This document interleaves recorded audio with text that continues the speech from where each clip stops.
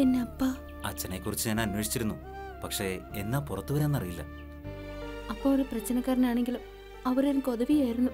அதனால என் மானத்தை காப்பாற்ற முடிஞ்சது. അച്ഛൻ നിരപരാധിയല്ലേ, അതുകൊണ്ട് ജാമ്യം കിട്ടാതിരിക്കില്ല. അതുവരെയ്ക്കും ഞാൻ என்ன செய்யும்? நான் எங்க போവും? ഒന്നും എനിക്കറിയില്ല. എന്നെ അപ്പ വന്ന് തിരിടുവെന്ന് എനിക്ക് നம்பிக்கைയില്ല. அப்போ உன்னை என்ன அளவுக்கு நான் நேசிக்கிறேன். உண்மையிலே എന്നെ അപ്പാവുക്കും അന്ത വിഗ്രഹത്തുക്കും എന്നെ സംബന്ധം? അതും തമ്മിൽ ഒരു ബന്ധം ഉണ്ടാവില്ല. നീ ഒന്ന് സമാധാനമായിട്ടിരിക്കേ. എനിക്ക് എங்கே நிம்மதி? ஒரு பொண்ணுக்கு தன் மானத்தை காப்பாத்துறது தான் முக்கியம். அதனால நான் என் பாட்டியோட எடுத்து போறேன். அப்பா வந்ததுக்கு அப்புறம் தான் திரும்பி வருவேன்.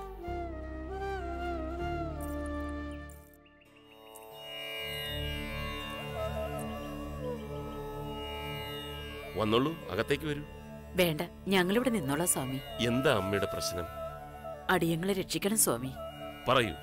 കാര്യങ്ങൾ പറഞ്ഞാലല്ലേ എനിക്ക് പ്രതിവിധികൾ നിർദ്ദേശിക്കാനാവൂ. ഇതെന്റെ മകള് പത്മ 5 പ്രാവശ്യം 10ാം തരം എഴുതി തോറ്റു. മറവിരോഗമാണ്. എത്ര പഠിച്ചാലും പരീക്ഷ എടുക്കുമ്പോ ഒന്നും ഓർമ്മ വരില്ലത്രേ. ഈ മറവിരോഗത്തിന് എന്തെങ്കിലും ഒരു മരുന്ന് ഉപദേശിച്ചു തരണം സ്വാമി.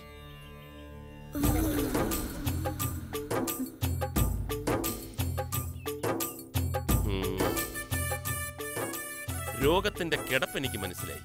വന്നോളൂ. അമ്മ അവിടെ നിൽക്ക്, മകൾ മാത്രം വരും.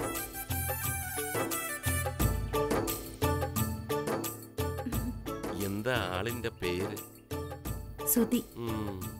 വീട്ടുകാർക്ക് എതിർപ്പാണല്ലേ? പരീക്ഷാ സമയത്ത് പുസ്തകം തുറക്കുമ്പോ സുധിയുടെ മുഖം മാത്രം തെളിഞ്ഞു വരും. അസുഖം മനസ്സിലായി. പ്രതിവിധിയുമുണ്ട്. ഒരു വാക്ക് ഞാൻ തരുന്നു. ഈ വർഷത്തെ പരീക്ഷ പാസ്സായാൽ അമ്മയോട് പറഞ്ഞ് സ്വാമി തന്നെ മുൻകൈ എടുത്ത് ഈ കല്യാണം നടത്തിത്തരും. പഠിക്കൂ, ജയിക്കൂ. തോറ്റുപോയാൽ പിന്നെ ഈ സ്വാമിക്ക് ഒരു കാര്യത്തിന് ഇടപെടാൻ പറ്റത്തില്ല. മനസ്സിലായല്ലോ? വരൂ. പേടിക്കേണ്ടതായ അസുഖമൊന്നും മോൾക്കില്ല. ആവശ്യമായ മരുന്ന് ഞാൻ മോൾക്ക് ഉപദേശിച്ചു കൊടുത്തിട്ടുണ്ട്. ഈ വർഷത്തെ പരീക്ഷയിൽ മോള് തീർച്ചയായും പാസ്സായിരിക്കും.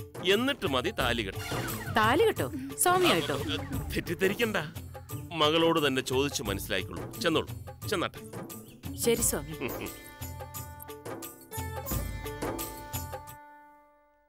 ഈ ഭൂപതിയെ എനിക്കും നല്ല മുഖപരിചയ സാറേ. പറ, എവിടെ വെച്ച്? കുമാരനല്ലൂർ ക്ഷേത്രവിഗ്രഹത്തിന്റെ സാറേ. എല്ലാവരും ഒരു സാധനം പൂജിക്കില്ല സാറേ. വിഗ്രഹം. വിഗ്രഹ കവർച്ച നടന്നപ്പം അന്ന് ഞാൻ അന്വേഷണ സംഘത്തിലുണ്ടായിരുന്നു സാറേ. അന്ന് അമ്പല പരിസരത്തൂടെ അലഞ്ഞു എറിഞ്ഞു കിടന്ന ഒരു ഭ്രാന്തന്റെ മുഖമായിട്ട് ഈ ഭൂപതിയുടെ മുഖത്തിന് സാമ്യമുണ്ട് സാർ. പക്ഷേ എനിക്ക് എത്തിപ്പിടി കിട്ടുന്നില്ല സാർ. കിട്ടിക്കോളൂ സാർ. കിട്ടും സാർ. എനിക്കും ഒരു സംശയം. ഈ കാണിപ്പയ്യന്നൂർ അമ്പലത്തില് വിഗ്രഹം മോശം പോയ സമയത്ത് ആ അമ്പലപ്പറമ്പിൽ അലഞ്ഞു തിരിഞ്ഞു നടക്കുന്ന ഭിക്ഷക്കാരന്റെ മുഖവുമായി ഈ പറഞ്ഞ സദാനന്ദ ഭൂപതിക്ക് ഏറെ സമയമുണ്ട് സാർ. എനിക്കും ഒരു എത്തും പിടിയും കിട്ടും. നിങ്ങൾക്ക് രണ്ടുപേർക്ക് എത്തും പിടിയും കിട്ടുന്നില്ലെങ്കിൽ എനിക്ക് എത്തും പിടിയും കിട്ടി. പല സ്ഥലങ്ങളിൽ പല വേഷങ്ങളിൽ കറങ്ങി നടക്കുന്ന ഈ സദാനന്ദ ഭൂപതി തന്നെയാണ് ഈ വിഗ്രഹ കവർച്ചയ്ക്ക് പിന്നിലും. എടാ ഭൂപതി, ഞാനിതാ എത്തിക്കഴിഞ്ഞു.